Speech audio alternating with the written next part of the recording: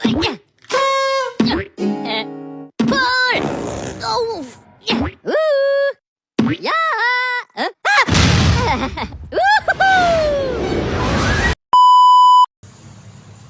Assalamualaikum warahmatullahi wabarakatuh. Perkenalkan, nama saya Siska Repsiana dengan NIM 53042214474. Baiklah, di sini saya akan membuat video untuk memenuhi tugas kuliah saya, yaitu manajemen resiko, dengan dosen pengampu yaitu Bapak Farofidin SEMAK. Baiklah, di sini saya akan menjelaskan tentang manajemen resiko terhadap sekolah MTS Tarbiyatul Banin. Baiklah, di sini saya akan menjelaskan sedikit tentang profil sekolah MTS Tarbiyatul Banin. MTS Tarbiyatul Banin merupakan salah satu sekolah jenjang MTS berstatus swasta yang berada di wilayah Kecamatan Siak Kecil, Kabupaten Bengkalis, Riau. MTS Tarbiyatul Banin ini didirikan pada tanggal 9 Januari 2007 dengan di bawah naungan Kementerian Agama. Namun, sekolah ini masih terakreditasi C atau cukup. MTS Tarbiyatul Banin sendiri memiliki visi misi, yaitu visinya adalah istiqomah dalam beragama dan berprestasi dalam belajar. Misinya yang pertama itu ada melaksanakan program pembelajaran yang kompeten, unggul, dan terpadu. Yang kedua, membangun kecerdasan akal, akulakus, karimah, dan ketaatan beragama. Yang ketiga, menciptakan lingkungan sekolah yang agamis. Yang keempat, menumbuh kembangkan jiwa kreatif dan inovatif. Yang kelima, membangun sikap cinta, kemajuan, dan kebenaran. Adapun struktur organisasi dari sekolah MTS Tarbiyatul Banin yang terdiri dari komite sekolah, kepala sekolah, wakil kepala sekolah, unit perpustakaan, tata usaha, UR kurikulum, UR kesiswaan, UR prasarana, UR humas, wali kelas dari kelas 7, 8, dan 9, dan siswa. Baiklah, dari visi dan misi dari MTS Tarbiyatul Banin sendiri, itu dapat diidentifikasikan beberapa resiko. Di antaranya, yang pertama, kurikulum tidak disusun dengan baik. Yang kedua, guru tidak memiliki kompetensi pedagogik dan religius yang memadai. Yang ketiga, fasilitas ibadah dan pembelajaran tidak memadai. Yang keempat, artikel ilmiah belum dipublikasikan pada jurnal ilmiah internasional bereputasi. Yang kelima, ketidaktepatuhan terhadap regulasi pendidikan dan administrasi berpotensi menimbulkan sanksi dari otorita pendidikan. Yang keenam, belum maksimalnya pemanfaatan teknologi pembelajaran. Yang ketujuh, ketidaktertiban dan pelanggaran tata tertib oleh siswa secara berulang. Baiklah, dari beberapa resiko yang telah diidentifikasi tadi dapat dikategorikan menjadi beberapa. Yang pertama itu ada resiko akademik, yang kedua ada resiko kompetensi pendidik, yang ketiga ada resiko sarana dan prasarana, yang keempat itu ada resiko reputasi dan hubungan masyarakat, yang kelima resiko kepatuhan dan regulasi, dan yang keenam itu ada resiko digitalisasi dan inovasi, dan yang terakhir ada resiko disiplin dan ketaatan siswa. Selanjutnya, ada Departemen Unit dari MTS Tarbiyatul Banin. Departemen Unit adalah bagian struktural dalam organisasi yang memiliki tanggung jawab khusus untuk melaksanakan fungsi tertentu. Dalam konteks manajemen risiko ini, setiap departemen bertugas mengidentifikasi, memantau, dan mengelola risiko atau peluang yang terkait dengan bidang kerjanya masing-masing. Baik, dalam konteks manajemen risiko di MTS Tarbiyatul Banin, Departemen Unit yang bertugas adalah yang pertama itu ada UR kurikulum, guru, wakil kepala sekolah. Yang kedua, kepala sekolah dan komite sekolah. Yang ketiga yaitu adalah UR prasarana dan tata usaha. Yang keempat ada UR humas dan komite sekolah. Yang kelima ada kepala sekolah dan komite sekolah. Yang keenam ada unit perpustakaan dan UR kurikulum. Dan yang terakhir ada wali kelas dan UR kesiswaan. Baik, selanjutnya itu ada sasaran dari MTS Tarbiyatul Banin. Sasaran merupakan tujuan spesifik yang ingin dicapai oleh institusi sebagai hasil dari proses pendidikan dan pengelolaan risiko. Dalam konteks manajemen risiko di MTS Tarbiyatul Banin, sasaran yang ingin dicapai adalah yang pertama, program pembelajaran kompeten dan unggul. Yang kedua, kecerdasan dan akhlak karimah. Yang ketiga, lingkungan sekolah agamis. Yang keempat, cinta, kemajuan, dan kebenaran. Dan yang kelima, struktur organisasi dan ketaatan beragama. Yang keenam, jiwa kreatif dan inovatif, dan yang terakhir, akhlak dan lingkungan agamis. Baiklah, selanjutnya itu ada strategi risiko. Strategi risiko adalah pendekatan yang dirancang untuk menghadapi atau merespon risiko yang telah diidentifikasi dan dinilai agar tidak mengganggu pencapaian tujuan organisasi. Dalam konteks manajemen risiko di MTS Tarbiyatul Banin, strategi yang digunakan untuk menangani risiko ada beberapa, di antaranya adalah yang pertama, mitigasi risiko, yang kedua mitigasi dan transfer, yang ketiga adalah eksploitasi. Selanjutnya ada evaluasi terhadap MTS Tarbiyatul Banin.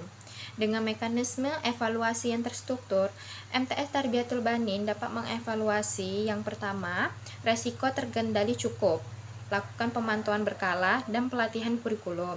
Yang kedua, perlu peningkatan pelatihan berkelanjutan dan monitoring hasil belajar. Yang ketiga, perlu penguatan anggaran, skema donasi dan pengelolaan aset lebih sistematis.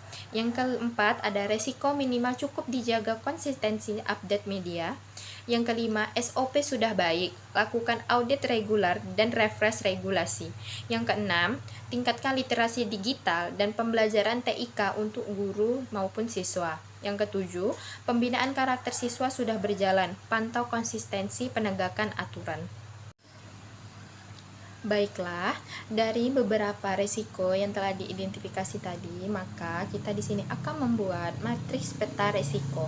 Matriks resiko adalah alat sederhana untuk mengukur seberapa berbahaya suatu resiko. Baiklah, untuk resiko yang pertama itu sebelum dilakukannya mitigasi, yaitu angkanya mencapai 25, yang mana artinya dampaknya adalah sangat berpengaruh. Tetapi setelah dilakukannya mitigasi, yaitu turun menjadi angka 4 atau tidak berpengaruh. Dan kemungkinannya itu adalah sering terjadi. Baik, untuk yang resiko yang kedua, yaitu sebelum dilakukannya mitigasi juga mengalami angka sebesar 25, yang dimana yaitu juga sangat berpengaruh. Dan setelah dilakukannya mitigasi turun menjadi angka 4, yaitu tidak berpengaruh, namun kemungkinan yang terjadi adalah sering terjadi.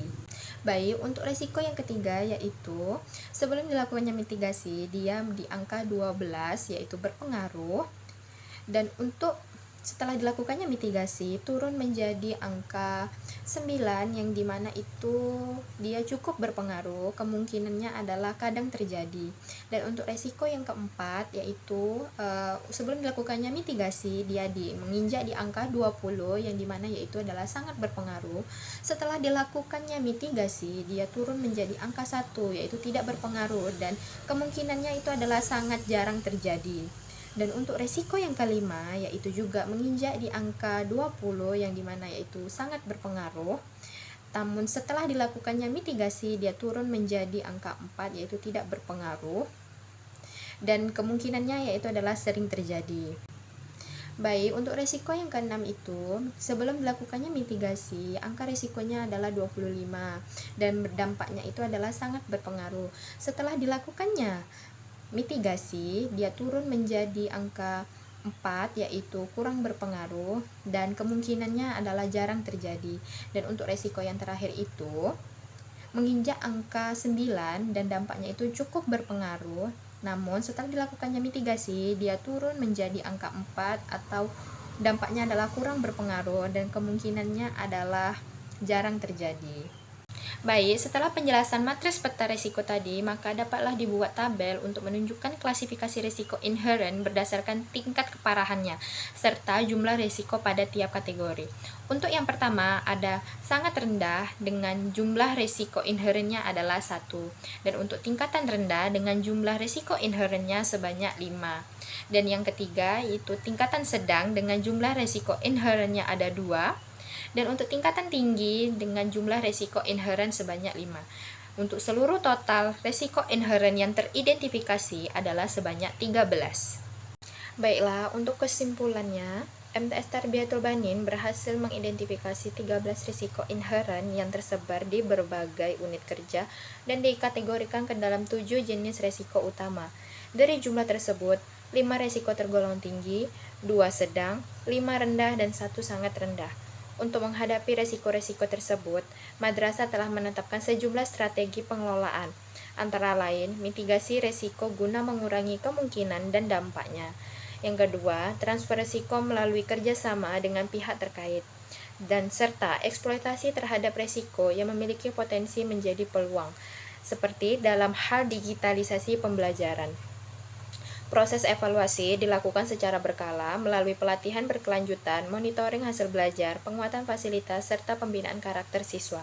Selain itu juga, penerapan matriks peta risiko telah membantu madrasah dalam menentukan prioritas penanganan risiko secara lebih sistematis dan terukur. Dengan penerapan manajemen risiko yang komprehensif ini, diharapkan MTS Tarbiyatul Banin mampu menciptakan lingkungan pendidikan yang lebih aman, efektif, dan berkelanjutan, sekaligus menjaga mutu pembelajaran serta kepercayaan masyarakat terhadap lembaga pendidikan tersebut. Baiklah, sekian presentasi yang dapat saya sampaikan melalui video ini. Saya mengucapkan mohon maaf apabila ada kesalahan kata dan pengucapan kata yang tidak tepat. Saya akhiri, wabillahi taufiq wal hidayah. Wassalamualaikum warahmatullahi wabarakatuh.